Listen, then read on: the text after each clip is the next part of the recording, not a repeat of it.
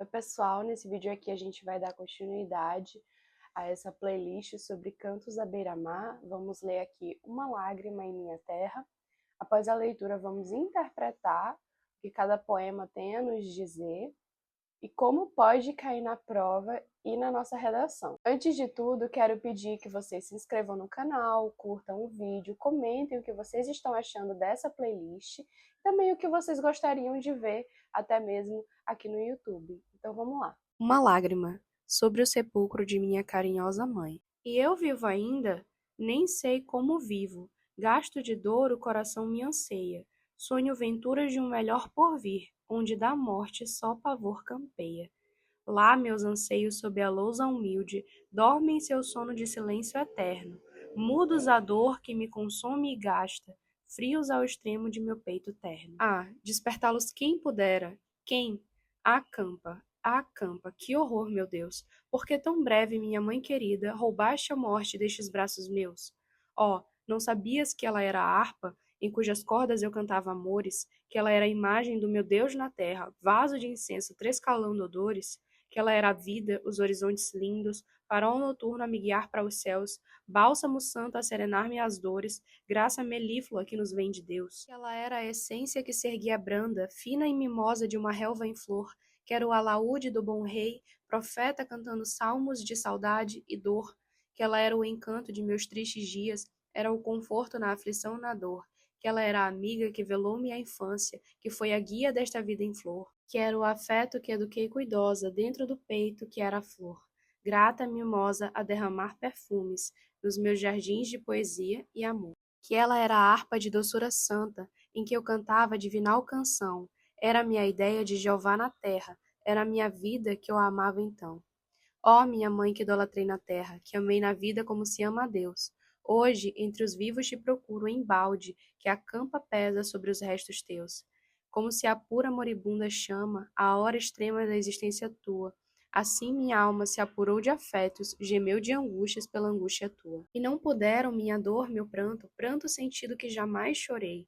Ó, não puderam te sustar a vida, que entre delírios para ti sonhei. E como a flor pelo rufão colhida, vergada a haste a se esfolhar no chão, eu vi fugir-lhe o derradeiro alento. Oh, sim, eu vi, e não morri então. Então amava-a como se ama a vida, e a minha eu dera para remir a sua. Ó Deus, por que o sacrifício oferto não aceitou a onipotência tua? Vacila a mente nessa acerba hora, entre a fé e a descrença. Ó sim, meu Deus, estua o peito, verga a aflita alma, tu nos compreendes, tu nos vês dos céus. Vacila, treme, mas na própria mágoa tu nos envias o chorar, Senhor. Bendito sejas, que esse pranto acerbo é doce orvalho que nos unge a dor. Lá onde os anjos circundam, dá-lhe vida perene de imortal candura. Por cada gota de meu triste pranto, dá-lhe de gozo divinal ventura. E a triste filha que saudosa geme, manda mais dores, mais pesada cruz. Depois reúne a sua mãe querida no seio imenso de infinita luz. A partir dessa leitura, a gente pode ver que o poema começa com o eu lírico diante do sepulcro da mãe, em choque diante da perda. Já nos primeiros versos, a interrogação e a exclamação irão se misturar, revelando a perplexidade de ainda estar viva, enquanto a presença da mãe já não existe. E essa abertura estabelece um tom elegíaco de lamento profundo que vai guiar todo o poema. Em seguida, essa voz poética vai se dirigir diretamente ao túmulo, chamando-o de campa e repetindo a expressão "que horror". Esse recurso literário, chamado de apóstrofe, cria a sensação de diálogo com o inanimado e transmite a intensidade de um choro desesperado, quase como um grito ecoando na solidão. E logo depois, nós temos a imagem da vida como uma prisão que vai surgir de maneira poderosa. Os férreos elos que prendem o eu lírico à existência simbolizam o fardo da sobrevivência. E aqui o desejo é esse romper de elos e lançar-se nos frios braços da morte. Ou seja, ela está confessando que a morte seria uma promessa de reencontro. E no quarto momento, essa dor da autora se transforma em uma pergunta impossível, ou seja, quem pode despertá-los, né? Trata-se de uma interrogação retórica que reforça a irreversibilidade da morte. E o poema vai dar a voz à crise da fé. O eu lírico vai reconhecer que a sua mente vacila entre a crença em Deus e a descrença. mostrando a fragilidade espiritual provocada por essa perda. E essa oscilação vai ser um dos pontos mais humanos e universais do texto. Diante dessa morte, até a fé parece estremecer. Essa tensão vai culminar na súplica dirigida a Deus. Ela vai se questionar sobre o sacrifício imposto, perguntando por que a mãe, chamada de flor da minha vida, foi arrancada tão cedo. E aqui a gente tem a metáfora da flor, né, sobre fragilidade, beleza, revelando essa revolta contra a injustiça do destino. E na sequência, o tom vai se elevar uma série de metáforas que vão exaltar a mãe. Ela é descrita como uma harpa, como um bálsamo, até mesmo como um farol que apontava esse caminho para o céu. E essas imagens não apenas engrandecem a figura materna, mas também revelam o seu papel como fonte de poesia, de consolo, de direção espiritual. Esse processo de exaltação atinge o seu auge quando o eu lírico afirma que ela era a poesia, a flor mimosa da relva, e aqui a mãe não vai ser apenas uma inspiração, mas a própria encarnação da poesia, associada ainda a uma flor delicada, que é símbolo da, vamos dizer, da beleza efêmera da vida. Porém, a imagem seguinte vai retomar a dor. Essa flor caiu antes do tempo, colhida pela ruína e etc. Em seguida, a linguagem religiosa vai ressurgir. Essa mãe é comparada a um vaso de incenso que espalhava perfumes. E esse recurso de hipérbole, né, quando fala que ela tinha uma ideia de Deus na Terra, sacraliza a mãe, elevando a uma dimensão quase que divina, como se a sua presença fosse um reflexo do próprio sagrado. E, ao final, o poema vai encontrar uma espécie de reconciliação, esse eu lírico se volta novamente a Deus, mas agora não para questioná-lo, e sim para agradecê-lo. E, apesar dessa dor, vai reconhecer como é uma bênção ter recebido uma mãe tão santa, tão digna, e o poema, assim, vai se encerrar em um tom de aceitação depois da revolta e da angústia. Esse choro se transforma em gratidão e reverência. Na prova, pessoal, esse poema pode aparecer pedindo para você identificar o gênero lírico, reconhecer as figuras de linguagem, ou até mesmo interpretar o processo da dor e da reconciliação que ele descreve. Outra coisa é que a banca pode usar esse texto como motivador para um tema de redação sobre luto, a importância da figura materna, a relação entre a fé e o sofrimento, ou até mesmo o poder da poesia de transformar a dor em uma memória e eternidade. Então, eu espero que vocês tenham entendido esse primeiro. Agora a gente vai partir para o segundo, que é Minha Terra. Minha Terra, oferecida ao distinto literato Senhor Francisco Sotero dos Reis. Minha alma não está comigo, não anda entre os nevoeiros dos órgãos, envolta em neblina, balouçada em castelos de nuvens, nem roquejando na voz do trovão. Lá está ela, Gonçalves Dias. Maranhão, açucena entre verdores, gentil filha do mar, meiga donzela, que a nobre fronte desprendida à coma dos seios do oceano levantaste. Quanto és nobre e formosa, sustentando nas mãos potentes, como cetro douro, o bacanga caudal, o anil ameno. O curso d'ambos tu, senhora, domas, e seus furores a teus pés se quebram. Oh, como é belo contemplar-te, posta mole sultana num divã de prata, cobrando amor, adoração, respeito, dando de par ao estrangeiro o beijo e a fronte ornando de lauréis viçosos. Pátria minha natal, ninho de amores.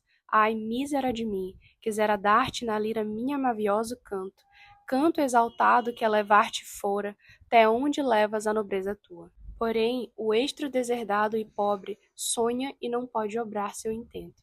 Campeia indolente no leito gentil, cercada das vagas amenas, donosas, das vagas macias, quebradas, chorosas, do salso bacanga do fértil anil. Formosa rainha, croada de louros, altiva levanta tua fronte gentil, que Deus concedeu-te de graças, tesouros, criando-te um mimo do vasto Brasil.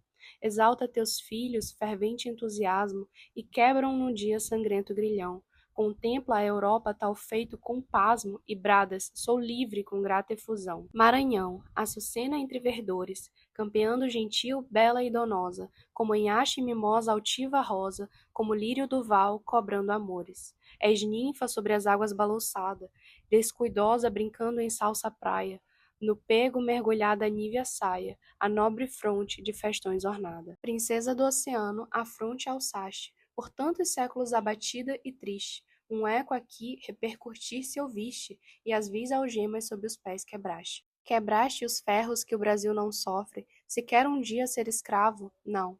És livre, és grande, tão sublime ação, quem fez jamais, e tanto assim de chofre. O grito lá da Serra do Ipiranga, o grito todo amor, fraternidade, ecoou no teu seio, a liberdade pairou sobre o anil, sobre o bacanga.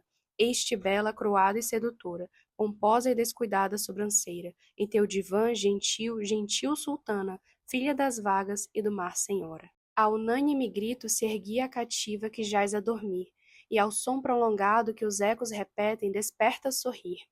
Os braços distende, que agora é rainha, quebrou-se o grilhão, com a forte cingida de louros tão gratos se ergueu o Maranhão. O pego, as florestas, os campos que regem os vastos sertões, entoam seu hino de amor, liberdade, ao som dos canhões. E prados e bosques e sendas bordadas de verdes tapizes, e ribas salgadas e gratos mangueiros se julgam felizes. E as auras despertam tecendo mimosos festejos a mil, e o grato bacanga parece em amplexo ligar-se ao anil. Campeia indolente no leito gentil, domina as florestas, os gratos vergéis, renova nas fontes singelos lauréis, esmalta o império do vasto Brasil. Minha terra começa com a invocação ao Maranhão, chamado aqui de Açucena entre os verdores, e meiga donzela que se levanta dos seios do oceano. Aqui Maria Firmina utiliza metáforas florais e femininas para descrever a sua terra natal com delicadeza, com beleza e ao mesmo tempo nobre, né?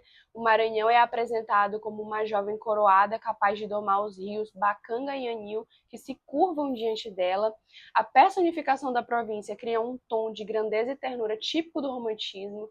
Na sequência, a autora reconhece que gostaria de oferecer um canto ainda mais grandioso para engrandecer a sua pátria, mas admite que o seu êxito é pobre.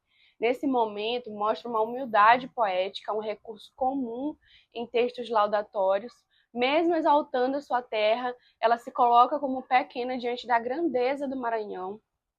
Depois vai surgir uma estrofe que descreve o Maranhão como rainha coroada de louros, cercada pelas águas e agraciada por Deus.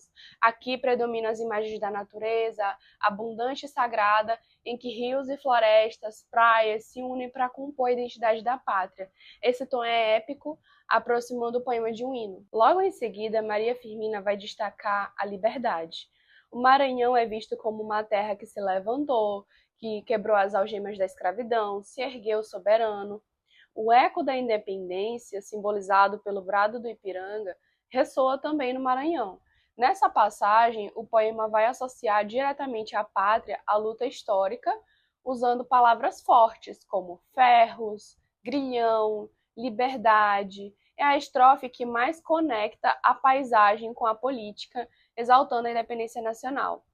Mais adiante, o texto vai mostrar a imagem da terra que desperta como uma rainha coroada de louros, cercada por festas e hinos. Aqui a natureza se junta a essa celebração, ou seja, rios, matas, sertões e até as auras do vento parecem cantar essa liberdade conquistada. É como se todo o ambiente natural participasse da festa da independência. Esse recurso de prosopopeia, ou seja, da voz à ação da natureza, cria um efeito grandioso e reforça o vínculo entre a pátria e o meio natural. E ao final o poema vai encerrar retomando a ideia de que o Maranhão campeia indolente no leito gentil e que sua glória se renova com singelos louros. O tom é de coroação final, um fecho que confirma a grandeza da província como parte do Brasil livre e glorioso. Bom, pessoal, estrofe por estrofe, percebemos aqui que Maria Firmina dos Reis vai construir uma exaltação lírica ao Maranhão, usando recursos como metáforas florais e femininas, a personificação da natureza, hipérboles de grandiosidade e alusões históricas à independência. Esse poema vai transmitir orgulho regional, sentimento de pertencimento, uma idealização romântica, e na prova pode aparecer pedindo a identificação do nacionalismo romântico, o reconhecimento das figuras de linguagem, ou ainda pedindo que você interprete a relação entre natureza, identidade e liberdade no poema. Já na redação, o texto pode inspirar temas ligados à valorização da cultura regional, à preservação da identidade nacional, ou a ligação entre memória, natureza e pertencimento. Eu espero que vocês tenham gostado desse vídeo. Não esqueçam de curtir, comentar, se inscrever aqui no canal do YouTube para ajudar esse canal a crescer. Se vocês ainda não olharam a playlist sobre Entre a Espada e a Rosa, eu vou deixar aqui para que vocês possam olhar cada conto.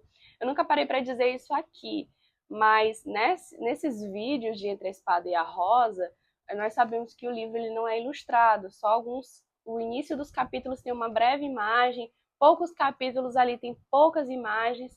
Então, quando eu fiz essa playlist, eu pensei, por que não pedir para a IA gerar algumas imagens sobre alguns textos, sobre algumas cenas específicas, para as pessoas imaginarem como seria essa história um pouco mais de perto. E aí essa playlist ficou bem interessante, porque alguns capítulos ali estão bem ilustrados. Eu espero que vocês tenham gostado dessa playlist também e gostem dessa daqui. São muitos poemas, não sei se vou dar conta de fazer todos até o dia da prova, mas eu me empenhar o máximo possível para isso. Então, pessoal, é isso e até o próximo vídeo.